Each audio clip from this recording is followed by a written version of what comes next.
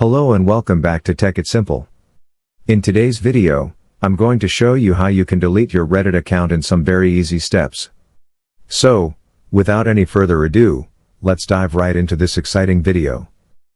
Step 1. Open your Google Chrome and search for Reddit. Firstly, you have to open your Google Chrome and search for Reddit. Click on the first option that pops up after searching. It will lead you directly to the Reddit homepage. Step 2. Navigate to your user settings. After redirecting to your Reddit homepage, you just simply have to navigate yourself to user settings by tapping into the top right corner of your desktop. After going to user settings and scrolling a bit, you can see the delete account option here. Step 3. Fill the details and delete the account. Now, you just simply have to click into this delete account button, and a new tab will be opened. It will ask for the reason for deleting the account. You just simply have to put a line in this box. Then, you have to enter your username in the box given below and then enter your password.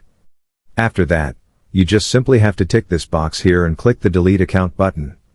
After clicking this delete button, Reddit will once again ask you for confirmation to delete, and once again, you have to click into this delete account button. And after that, you have successfully deleted your Reddit account. Like this video if this video helped you.